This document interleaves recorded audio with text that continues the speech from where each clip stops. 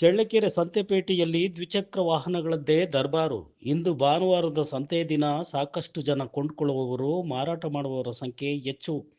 ಅದರಲ್ಲೂ ಕಾಲ್ದಾರಿ ಸಣ್ಣ ರಸ್ತೆಗಳು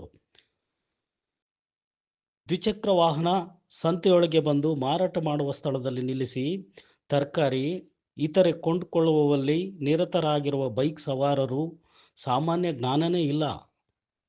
ಸಂತೆಯೊಳಗೆ ಬರುತ್ತಿದ್ದಾರೆ. ಇದರಿಂದಾಗಿ ಸಾಮಾನ್ಯರಿಗೆ ಹಾಗೂ ಮಾರಾಟ ಮಾಡುವವರಿಗೆ ಜನರಿಗೆ ಕಿರಿಕಿರಿ.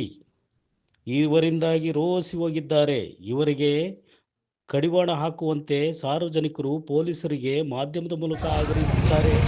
ಆದಷ್ಟು ಬೇಗ ಪೊಲೀಸ್ ಇಲಾಖೆ ದ್ವಿಚಕ್ರ ವಾಹನ ಸವಾರರು ಸಂತೆಯೊಳಗೆ ಬರುವುದನ್ನು ನಿಷೇಧಿಸುವಂತೆ ಸಾರ್ವಜನಿಕರು ಹಾಗೂ ಮಾರಾಟಗಾರರು ಆಗ್ರಹಿಸಿದ್ದಾರೆ.